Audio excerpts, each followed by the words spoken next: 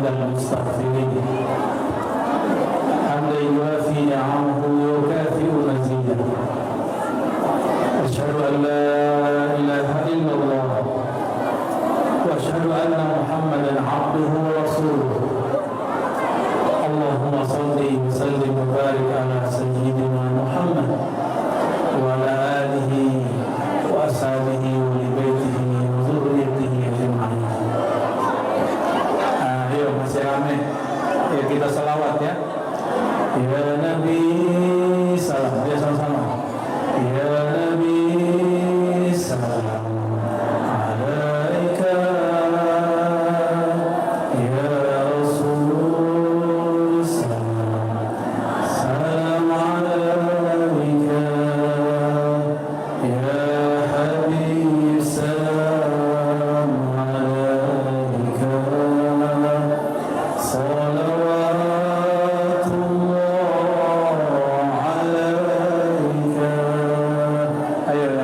Semangat lagi. Ya Nabi salam alaika ya Rasul salam. Salam alaika ya Habib salam alaika.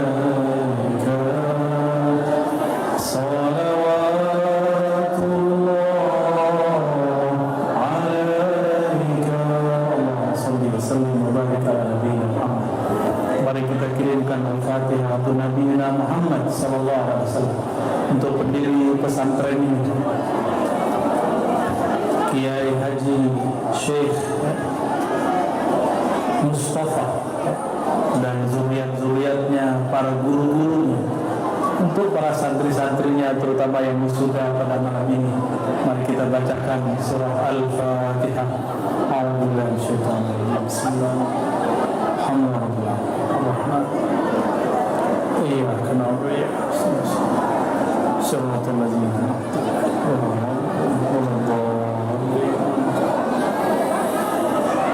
yang saya hormati para kiai, khusus Kiai Mahmud dan pimpinan yayasan, pimpinan madrasah baik aliyah, sanawiyah ataupun ibtidaiyah, dan yang saya sayangi adinda-adinda ananda yang sudah berwisuda, dan yang saya sangat hargai Bapak Ibu jamaah yang dimuliakan Allah Subhanahu wa taala. Ini biasanya berisik begini nih. Halo. Ayo yang beri suara. Coba diam. Biasa ya pengajian berisik ya. Coba diamin tuh yang berisik itu.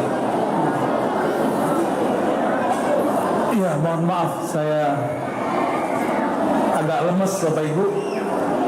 Ternyata cabenya orang Palang lebih pedas dari orang Padang. Saya orang Padang, orang Minangkabau, dapat istri tiang Palang. Orang Jawa kalau nulis do ya, itu kan DL. Jadi ada Palang, ada apa? Padang. Tapi bahasa Jawa Padang artinya apa Bapak Ibu? Terang. Saya terang loh Bu. Bapak Ibu, semoga hati kita terang. Amin. Tadi ba'da Isya badan saya menggigil. Ternyata harus ada yang dibuang. Langsung sukses. Perut saya langsung dibersihkan oleh cabenya Palang ya. Itu cabai apa tuh? Cabai setan ya. Ya. Baik Bapak Ibu yang bukan Allah, pesantren ini sebenarnya punya sejarah panjang ya. Secara sanad saya kalau cerita macam-macamnya saya tidak paham. Tapi kalau dilihat dari pendiri atau orang yang menginisiasi ma'had ini Mbah Yai Mustafa, benar ya? Mbah Yai Mustafa ini kan masih dapat masa Syekhana Khalil Bangkalan.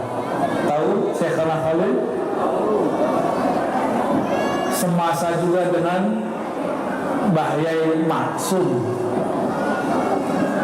Mbah Yai Maksum ini punya murid di Mekah, orang kita tapi sudah lahir di Mekah, namanya Syekh Muhammad Yasin Al-Fadani, orang kampung saya. Al-Fadani Padang. Mungkin nanti di sini perlu dibuat Al-Palangi. Ya. Palang itu bahasa Indonesia palang sama ya, betul. Hatinya jangan dipalang ya. Mbah Yai Mustafa itu berarti terhubung ilmunya kepada Syekhana Khalil, Syekh Kiai Maksum, dan mereka terhubung kepada ulama-ulama yang ada di Mekah. Di Syekhana Khalil ini masih dapat ketemu dengan Syekh Nawawi Al-Bantani Al-Makki, orang Banten tapi jadi ulama di Mekah. Syekh Nawawi ini beliau nulis kitab banyak. Salah satunya syarah kitab Sulam Taufik. Nah, ini yang aliyah apa sanawiyah belajar Sulam Taufik. Sanawiyah. Wah, itu kitab berat itu. Diajarin di sanawiyah ya. Tuh dahsyatnya pesantren Ahlus Sunnah di Pulau Jawa. Kitab yang canggih begitu diajarkan di sanawiyah. Tapi akibatnya anak sanawiyah nggak ngerti isinya. Syekh Nawawi Al-Bantani diperkirakan lahirnya tahun, coba ingat-ingat ya, 1815. Tahun berapa? 1815 di Banten, di Tanara, Banten. Syekh Nawawi Al-Bantani umur 15 berangkat ke Mekah. Di Mekah ada ulama yang sedang ngaji dan ngajar di sana, namanya Al-Habib Abdullah bin Husain bin Tahir, dan muridnya Al-Habib Idrus Al-Habsyi. Beliaulah yang mengarang kitab judulnya Sulamut Taufik. Ngarang kitab apa namanya? Sulam. Apa arti sulam? Tangga. Taufik artinya hidayah. Tangga hidayah. Maka orang kalau ngaji kitab ini, insya Allah secara teori, secara ilmu pasti dapat hidayah. Jadi adik-adik sanawiyah jangan meremehkan kitab ini. Ini kitab luar biasa. Syekh Nawawi yang diperkirakan bertemu beliau di Mekah ataupun di Yaman, beliau kemudian menulis syarahnya. Nah, itulah yang diajar di kitab-kitab pesantren. Lalu siapakah yang mengarang kitab ini sebenarnya? Tadi namanya siapa? Al-Habib Abdullah bin Husain bin Tahir Ba'lawi. Ya Sadah Ba'lawi. Kenapa kitab ini sampai dipakai? Itu ketulusan, ketinggian ilmu dari sang pengarang. Disebutkan oleh Al-Habib Idrus Al-Habsyi, itu Al-Habib Abdullah bin Husain bin Tahir punya wirid setiap hari 3 aja. Coba ada nggak wiridannya tiap hari sekencang ini? Ini rahasianya kenapa sebanyak itu kitab. Tapi kitab beliau yang diajarkan. Beliau setiap hari baca la ilaha illallah 25.000 kali. Ada kiai, guru baca la ilaha 25.000 tiap hari. Ada nggak? Ayo guru-guru yang ngajarin Sulamut Taufik, ya sekali seumur hidup lah dicobain. Jika ingin mewarisi kerohanian si imam, sang imam ini, kita coba ikuti juga cara beramalnya. Gak sanggup 25.000, ya 1.000. Gak sanggup 1.000 ya 100. Gak sanggup 100 ya 10. Gak sanggup, kita sholatin nanti ya. Berapa zikir la ilaha illallahnya setiap hari? 25.000. Belum lagi sholawatnya. Ada lagi tambahan. Dia punya zikir, bacaannya ya Allah, ya Allah. Ini Al-Habib Abdullah bin Husain bin Tahir Ba'lawi. Apa zikirnya? Ya Allah, ya Allah. Dia baca sama 25.000 setiap hari. Sholawat 25.000 setiap hari. Sholawatnya sallallahu ala Muhammad. Begitu dia berselawat setiap hari. Akhirnya wajar, karena beliau orang yang tulus, kitabnya masih bertahan sampai hari ini.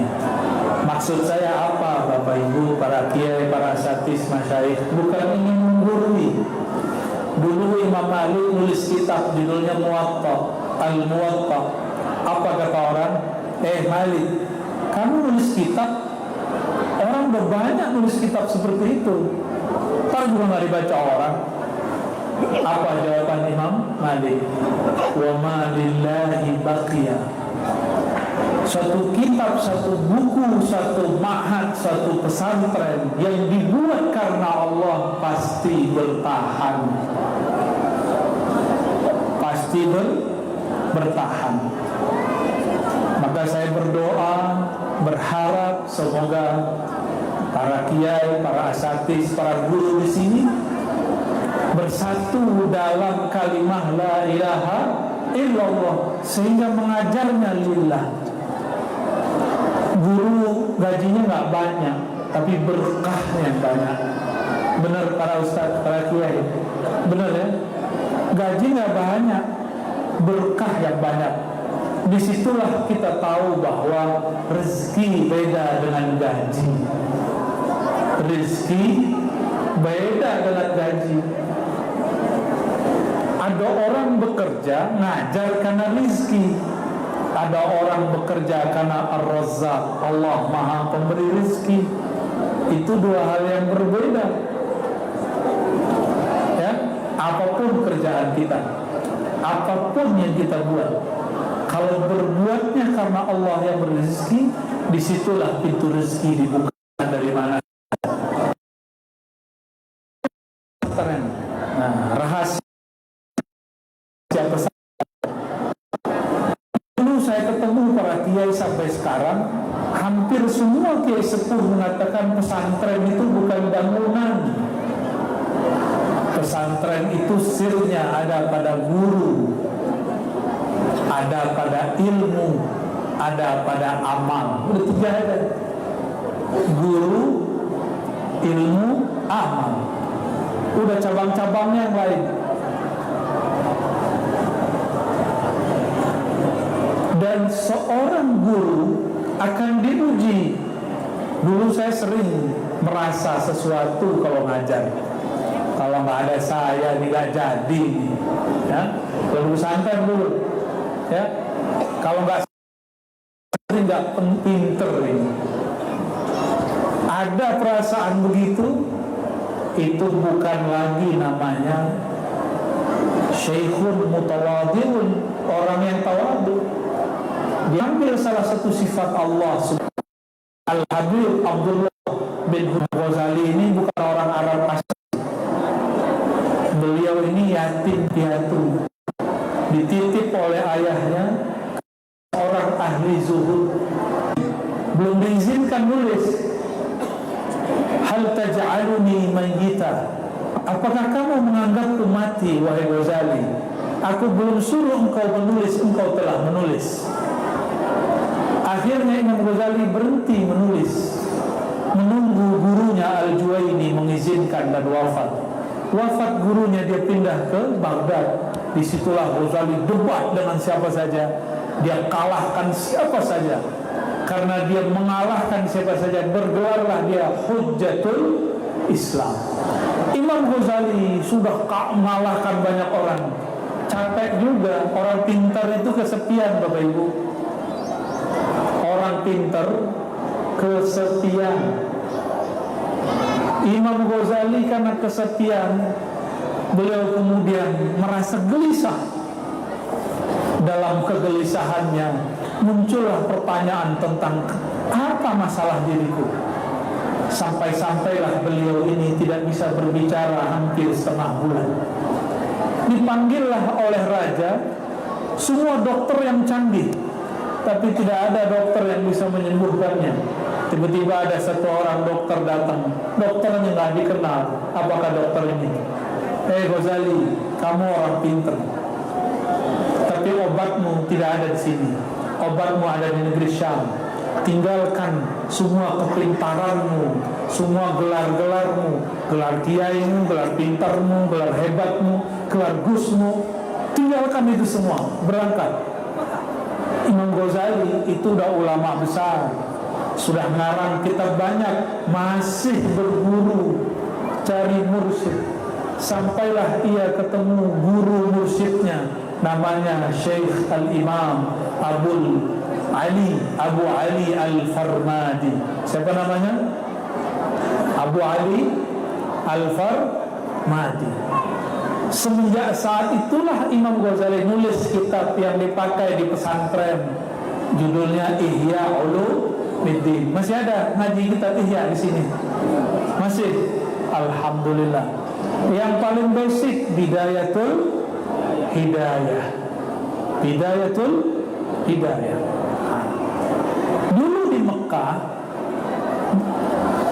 ada ulama yang beberapa saat tinggal di sana, namanya Sayyid Murtada Az-Zabidi. Siapa namanya? Sayyid Murtada Az-Zabidi, orang Yaman, melanglang buana ke Makkah, terakhir ke Mesir.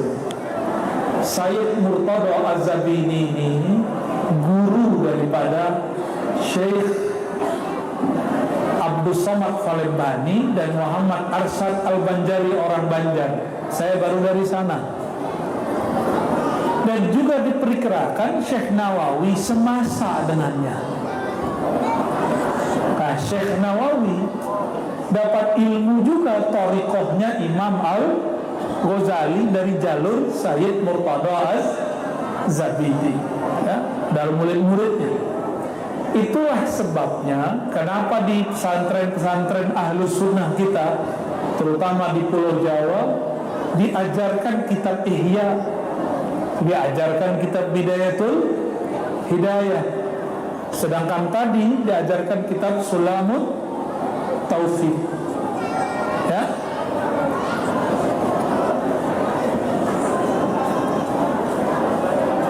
Pada suatu masa ada seorang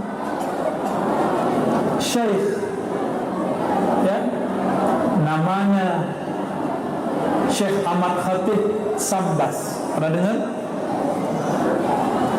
Syekh Ahmad Khatib Sambas ini gurunya Syekhana Khalil.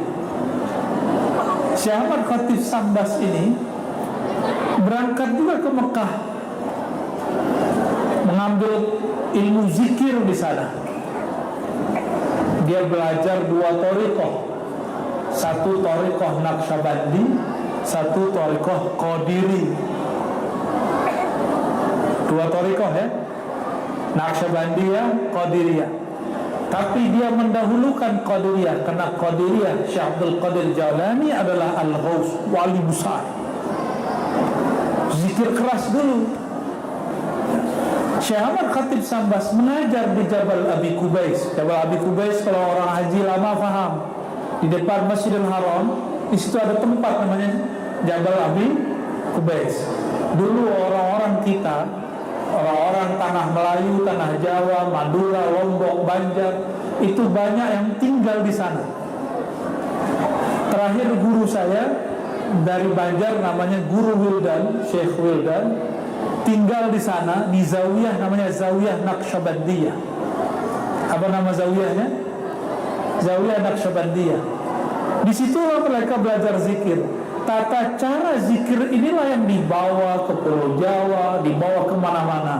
Dan salah satu zikirnya zikir dengan keras, la ilaha illallah. Maka coba lihat pesantren-pesantren Ahlus Sunnah wal Jamaah, tidak ada yang mempermasalahkan zikir la ilaha illallah dengan mengangkat suara. Ada nggak? Ya. Satu kali ada kawan saya nanya ke guru kita, apa kata dia? Iya, Allah kan gak tuli, gak budek. Kenapa Allah diteriak-teriakin? Itu pertanyaan siapa? Ini teman. Di sini kalau tahlil kenceng nggak? La ilaha illallah, kenceng. Oh, masih kenceng tuh. Allah tuli atau enggak? Enggak. Terus kenapa kita zikir kenceng-kenceng? Yang tuli Allah apa kita? Maka guru saya dulu langsung mukul dadanya. Bukan Allah lah yang tuli. Yang tuli ini dadamu yang tuli, hatimu yang tuli. Ternyata amal ini diambil oleh ulama dari sebuah riwayat. Dulu Sayyidina Umar pernah berkalam kepada Nabi SAW. Ya Rasulullah, itu ada orang zikir keras-keras, itu orang riya itu kali ya. Tahu riya ya? Riya itu beramal karena ingin dilihat. Jadi kalau kita punya amal pengen dilihat namanya riya. Kalau berilmu pengen dilihat namanya sombong. Itu beda tipis. Ilmu pengen nonjol namanya sombong. Ini hati-hati yang juara-juara tadi ya. Amal pengen dilihat namanya riya. Itu obatnya cuma la ilaha illallah. Obatnya cuma la ilaha illallah. Apa kata Nabi? Enggak begitu wahai Umar. Uzkurullah hatta yakulul munafiqun mura'un. Di riwayat lain majnun. Sebutlah nama Allah sampai orang-orang mengira, orang-orang munafik mengira kamu itu riya ataupun gila. Ya, riya ataupun gila. Ya, benar ya kalau kita zikir keras-keras disebut gila sama orang. Gila ya. Selamat orang gila.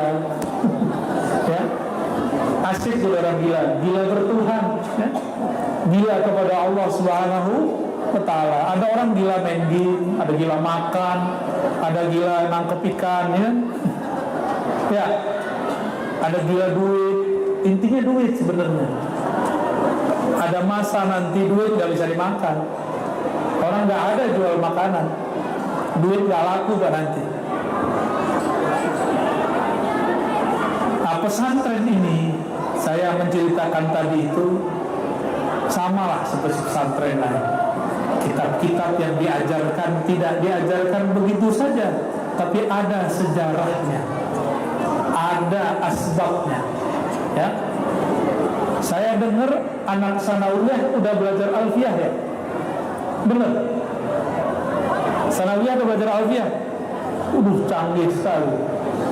Ini saya punya cerita tentang alfiyah. Kita punya guru di Libanon namanya Syekh Amin Salim Al-Qurdi. Syekh Amin masih muda. Syekh Amin Salim Al-Qurdi ini punya guru orang Syiah, tapi sudah tobat jadi ahlus sunnah. Namanya Syekh Husain Usairan. Siapa namanya? Syekh Husain Usairan. Syekh Husain Usairan itu sebelum belajar alfiyah, dia punya cerita unik masalah Ijurumiyah, alfiyah, dan tahlil.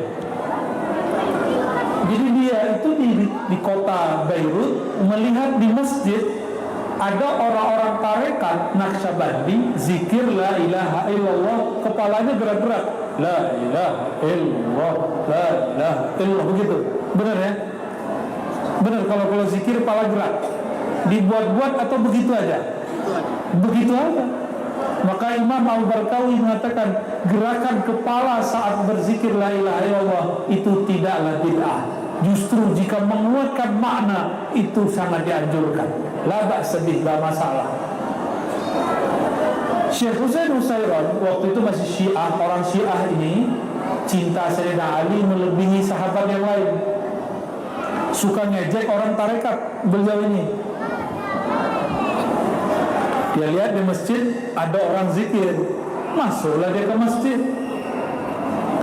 Masuk ke masjid, dia duduk di tengah orang berzikir. Orang zikir itu Bapak Ibu ada nur di dalam zikirnya. Nur ini seperti samudra, seperti air. Dia bisa menghanyutkan orang, bisa menyilaukan orang. Niat daripada Husain Nusairon ingin mengolok-olok orang berzikir. Apa yang dia lakukan? Dia lihat kepala orang gerak-gerak, dia gerak-gerak juga. La ilaha illallah, begitu, la ilaha. Yang ketiga kali matanya terpejam karena matanya kedip, tapi tidak terbuka lagi. Di dalam matanya merem begitu, Allah Subhanahu wa ta'ala kasih dia pelajaran. Dia melihat dirinya mati. Dia dipanggil oleh malaikat maut, ditanya oleh Munkar Nakir, dibangkitkan di padang mahsyar. Terus sampai ke Sirat. Sampai di Sirat jatuh. Sampai di Sirat jatuh. Saat jatuh dia sadar, matanya kebuka lagi. Ternyata orang baru selesai baca la ilaha illallah. Perjalanan dari alam kubur ke padang mahsyar itu panjang. Padang mahsyar ke mizan hisab itu panjang. Sampai ke Sirat panjangnya bukan main. Tapi ditempuh oleh beliau dalam sesaat dalam zikirnya. Ruhnya dimi'rajkan oleh Allah Subhanahu wa ta'ala. Di situ dia nangis.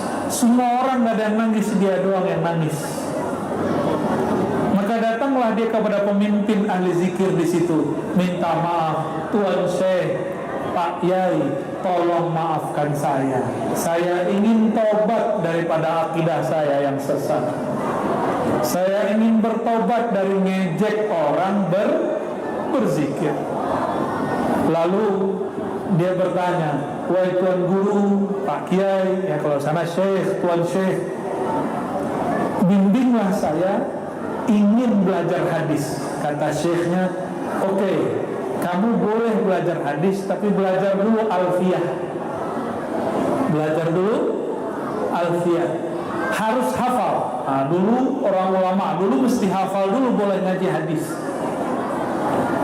Setelah itu disuruhlah Syekh Husain Nusairon menghafal. Dia bekerja pagi sampai sore.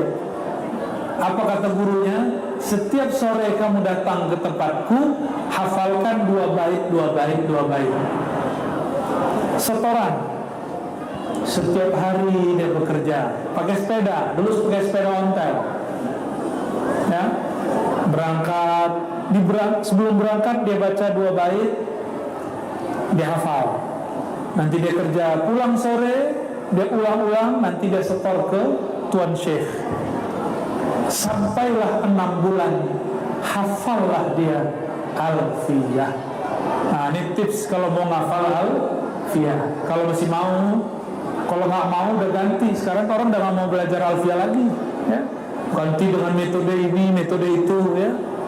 Ya boleh-boleh aja. Tapi sebaiknya turos ulama kita jaga. Nggak hafal semua, hafal 100 lah, ya. Nggak hafal 100, ya hafal 10 lah. Sampai Ibnu Malik lah. 2 baris seperti itu. Akhirnya Syekh Husain Nusairon menjadi ulama besar. Setiap hari pulang kerja dia ngaji hadis. Dan bertemulah seorang syekh, namanya Syekh Yusuf An-Nabhani. Siapa nama syekhnya? Yusuf An-Nabhani.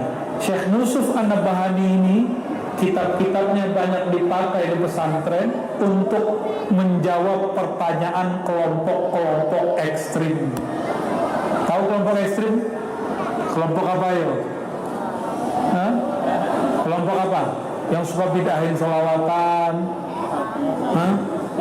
bidahin tahlilan, kelompok apa namanya? Ya, kalau Syekh Ali Jum'ah di Mesir bilang nabita. Kalau kita namanya apa di sini? Waduh, keluar juga nih istilahnya. Saya nggak sebut ya. Syekh Yusuf An-Nabahani, beliau seorang qadhi, Pak Hakim. Di musim dingin atau musim panas tertentu, dia istirahat dari Libanon berangkat ke Mekah atau Madinah, mengamalkan zikir-zikir, salah satunya kitab Dalail. Di sini ada yang baca Dalail? Masih ada yang ngamalin Dalail nggak? Dulu Mbah Yai Mustafa pengamal itu, karena murid-murid Syekhana Khalil dan Mbah Yai Ma'sum tahu amalan ini. Ahlul Quran dari dulu selesai ngaji Quran diijazahkan Dalailul Khairat. Supaya apa? Supaya setelah khatam Quran dia pun khatam sholawat. Itu kitab Dalail. Jika ingin pesantren ini harum kembali, mau harum kembali nggak? Saya menyarankan para kiai dan santrinya mengamalkan kitab Dalail. Mau nggak? Mau ngamalin? Mulai sholawat. Kita doa itu belum tentu nyampe, tapi kalau sholawat langsung diberikan rahmat. Kalau rahmat Allah tidak pisah dari sifat Allah. Rahmat itu sifatnya, dan sifat ada pada zatnya. Maka orang-orang yang bersolawat langsung kepada Allah Subhanahu Wa Taala, kiai-kiai yang bersolawat, saya perhatikan pesantrennya harum dengan ilmu, harum dengan santri, harum dengan prestasi. Ya, coba diamalkan lagi nanti solawat Dalail al Khairat. Nanti ambil ijazahnya kemana, kayak ke Rembang, kayak ke Sarang, kayak ke Purworejo, ke Magelang. Ya. Dulu orang ngambil sanatnya ke sana, saya pun ngambil sanat ke sana.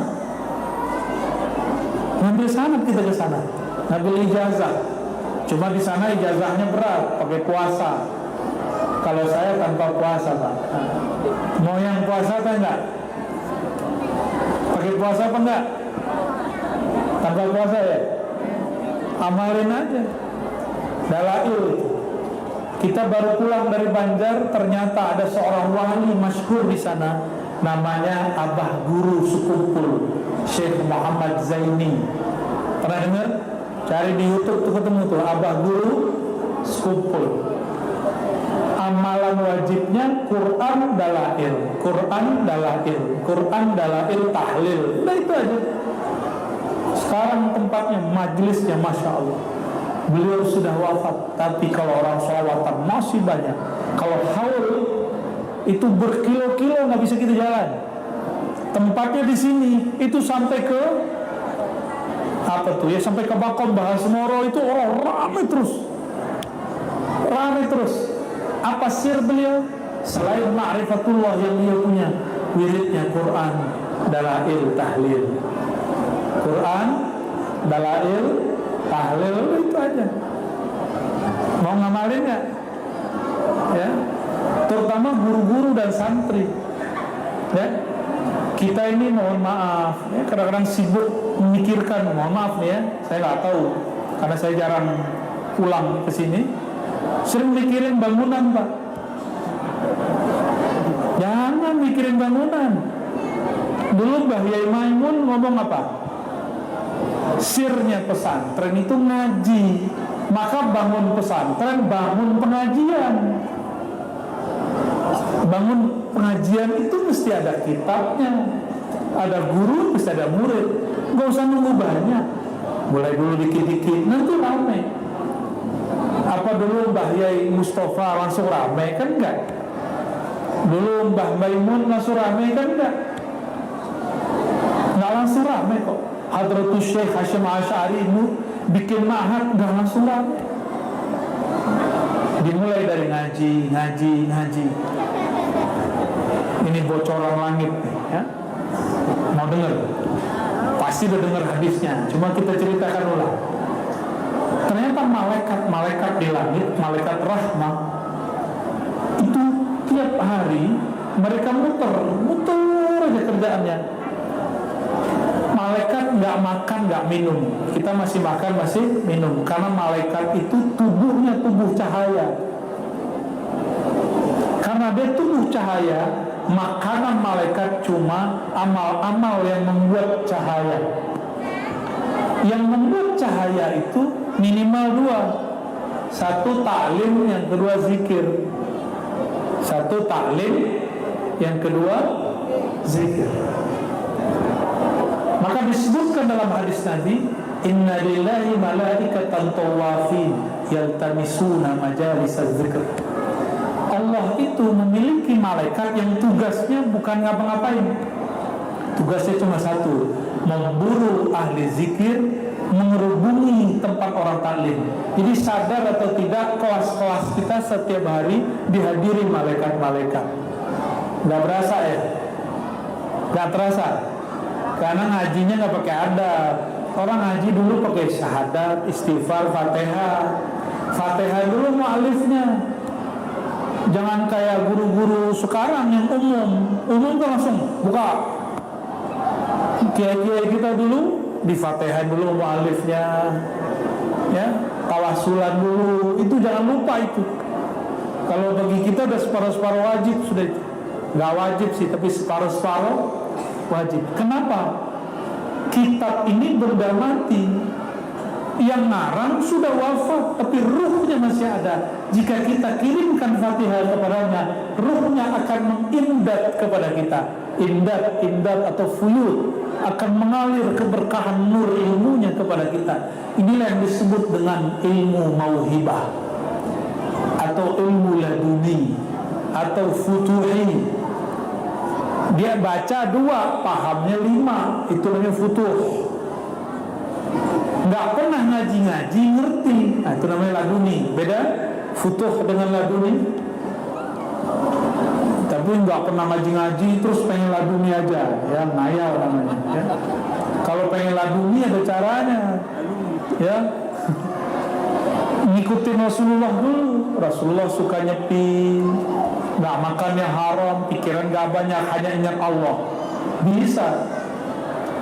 Siapa yang berani begitu? Nggak banyak, ya.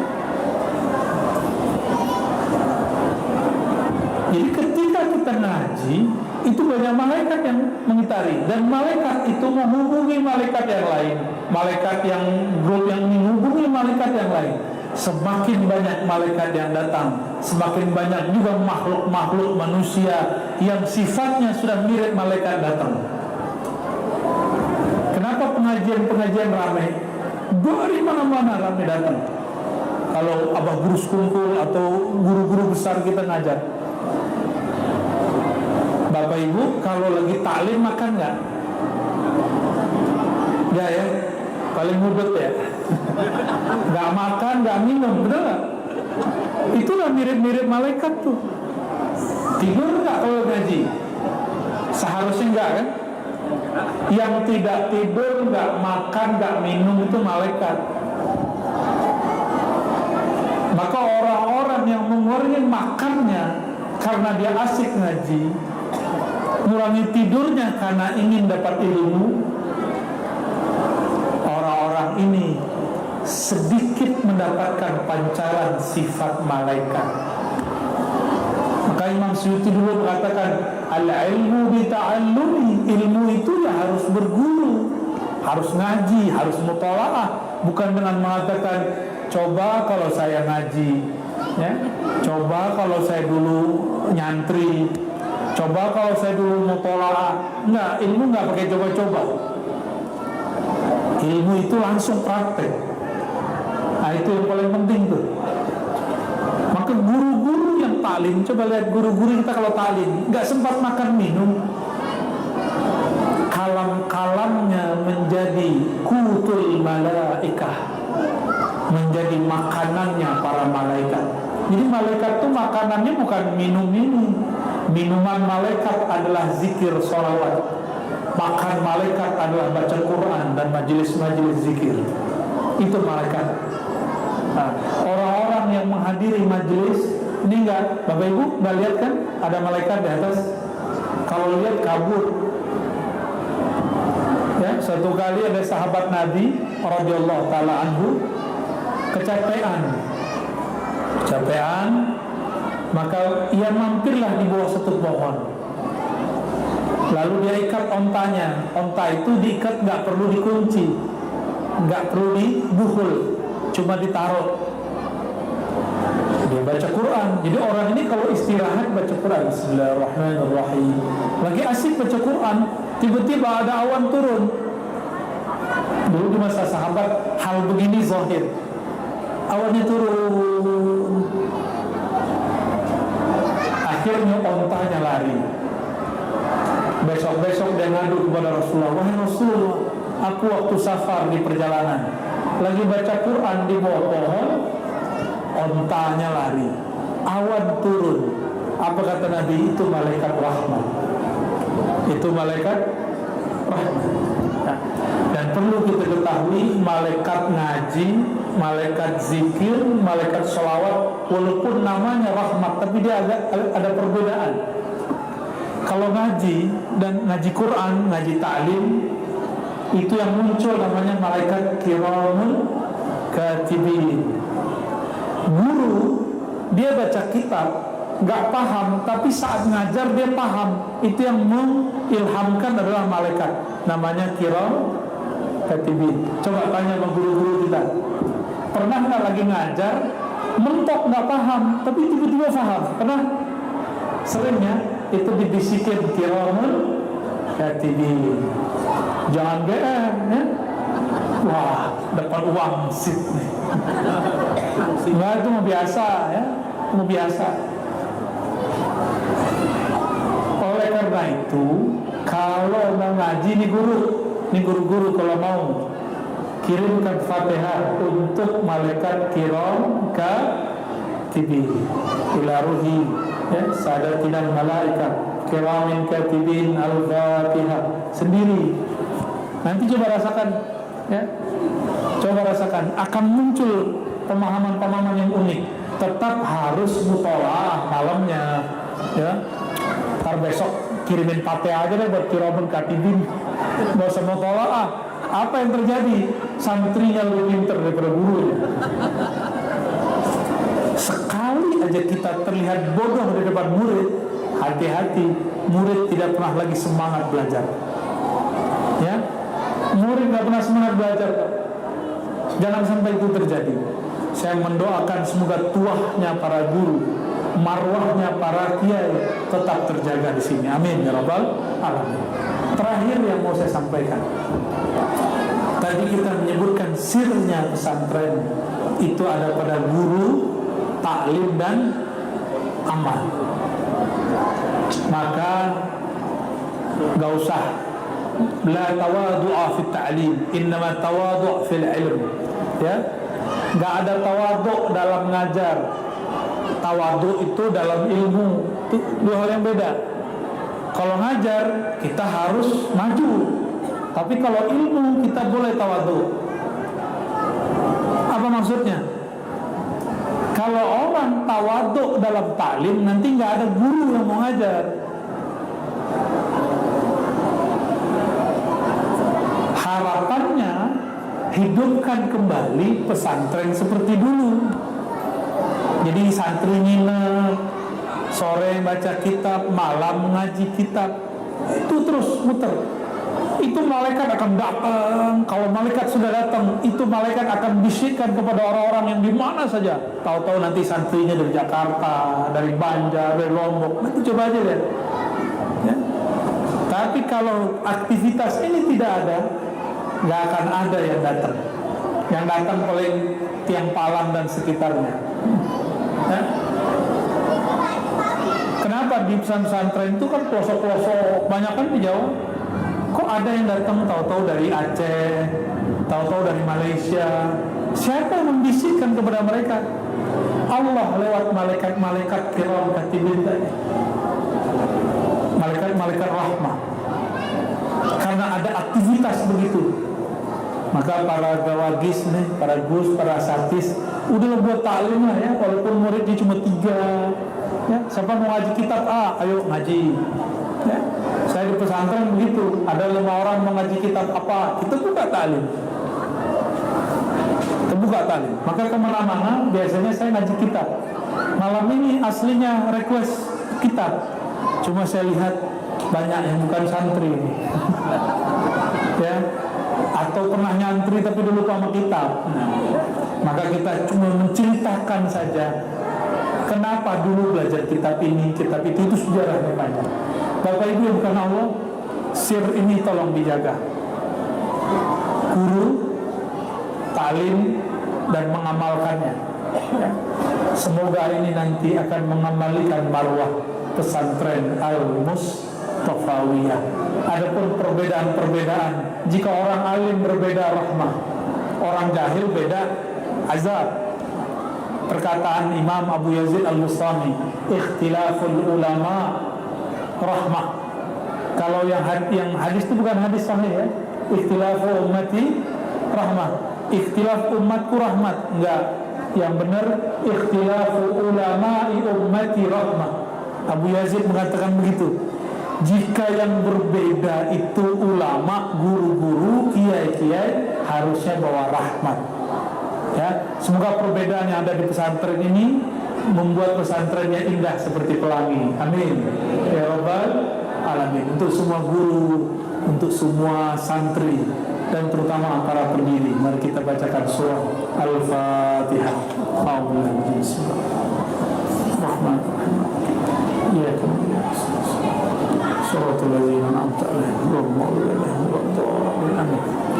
Barangkali itu yang dapat saya sampaikan. Mohon maaf tidak dapat panjang, karena ini nembak Pak. Badan sudah mulai menggigil ya. Semoga pertemuan ini diberkahi oleh Allah, yang hadir dapat rahmat dari Allah. Allahumma shalli wa sallim wa barik ala sayyidina Muhammad. Subhanakallahumma bihamdika asyhadu an la ilaha illa anta astaghfiruka wa atubu ilaik. Assalamu